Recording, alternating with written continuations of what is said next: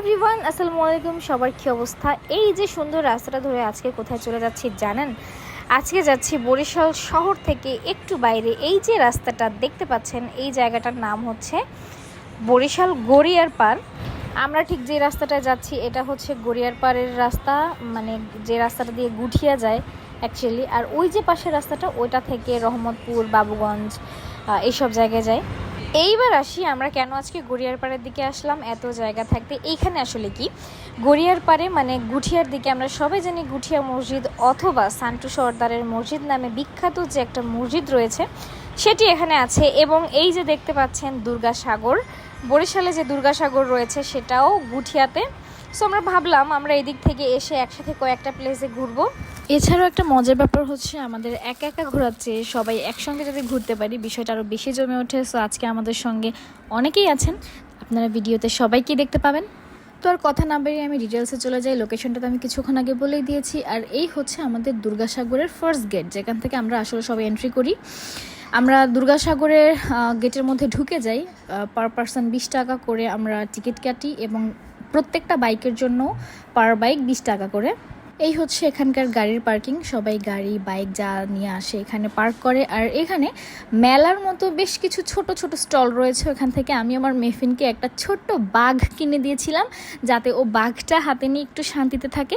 যদিও ইচ্ছে করে কিনে দিইনি, ও খুব বায়না করছিল, ওখান থেকে আসবেই না কিছু কিনে না দিলে। আর দেখলাম ও বাঘের প্রতি খুব ইন্টারেস্ট দেখাচ্ছিল, তাই আমি 10 টাকা দিয়ে একটা বাঘ কিনে দিলাম। এটা হলো দুর্গাসাগরের মেইন যে দেখার জায়গাটা, আসলে দিঘির ঘাট এটা। আমি এখানে অনেক বছর আগে এসেছিলাম, তখন আমি স্কুলে পড়ি। দুর্গাসাগরে আগে মেলা বসতো।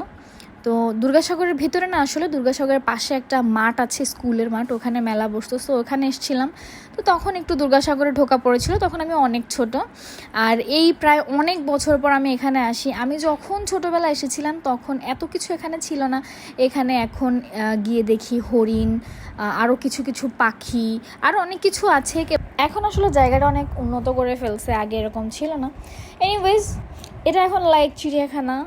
বাচ্চারা এসে এই যে হরিণগুলো দেখতেছে। আমার মেফিন হরিণগুলো দেখে ভয় পাচ্ছিল না, কারণ কুকুর অনেক ভালোবাসে।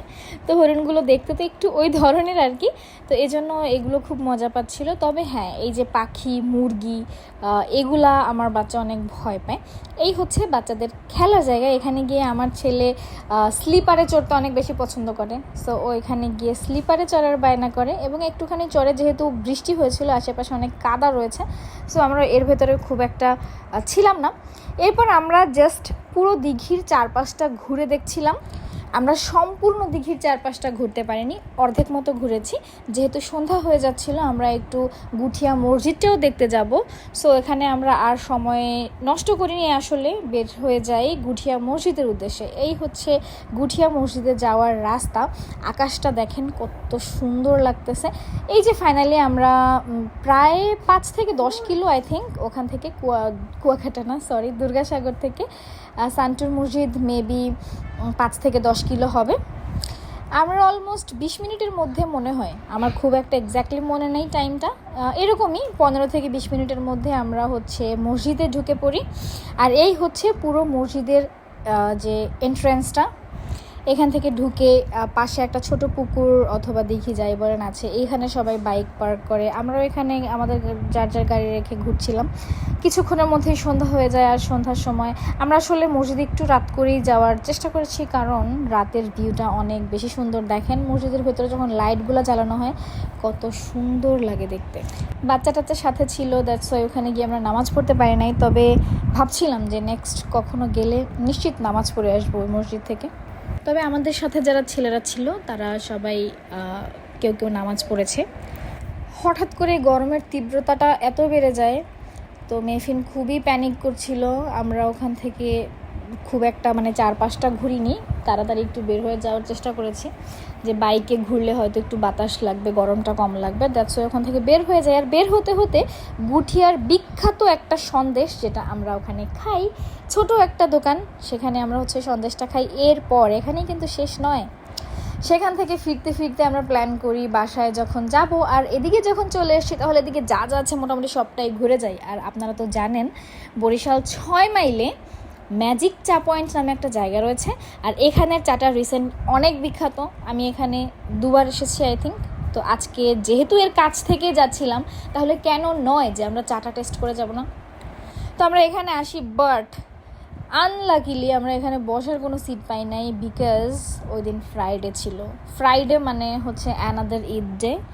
সো এত ভিড় ছিল, মানুষ গাড়ি টাড়ি নিয়ে এসে মানে পুরো ভরায় ফেলছে অবস্থা। আমরা বসার একদমই জায়গা পাইনি, অনেকক্ষণ ওখানে দাঁড়ানো ছিলাম। আসলে দাঁড়ানোটা বেশি খুব একটা ব্যাপার না, বাট বাচ্চার সাথে থাকে তো বাচ্চাদেরকে নিয়ে এত দাঁড়ানো এত করাটা একটু ঝামেলার হয়ে যায়। এনিওয়েজ আমরা কিছুক্ষণ ওয়েট করার পরে বসার জায়গা নিজেরাই করে নেই। চিন্তা করলাম যে ধুর, টেবিল দরকার নাই, চেয়ার যা আছে এক্সট্রা আমরা চেয়ার নিয়ে লাইন দিয়ে বসে পড়ি। তো আমরা মেয়েরা যারা ছিলাম বসে পড়েছি, আর ছেলেরা দাঁড়ায় ছিল। এখানে কমপ্লিমেন্টারি হিসেবে চায়ের সঙ্গে মুড়ি ভাজা, চালের গুঁড়া, নাড়ু লাইক সামথিং এরকম দেওয়া হয়। তো ফার্স্টে সার্ভ করা হয়, সবাই খাচ্ছিলো, আমি ওটা খাইনি কারণ আমার এসব পছন্দ না। আমি শুধু চাই খেতে আসছিলাম এখানে। বাট গত ঈদে আমি যেরকম এসে খুব মজা পাইছিলাম চাটা, আজকে ঠিক সেভাবে হতাশ হয়েছি। জানি না কেন, ভিড় দেখে হয়তো চা মজা হয় নাই, তবে এটা উচিত না। এনিওয়েজ আজকের ঘোরাঘুরি এ পর্যন্ত। আজকে অনেক ঘুরছি, দেখা হবে নতুন কোনো ভিডিওতে। ততদিন পর্যন্ত সবাই ভালো থাকবেন, আর হ্যাঁ, আমাদের ভিডিও বেশি বেশি দেখবেন আর শেয়ার করতে ভুলবেন না।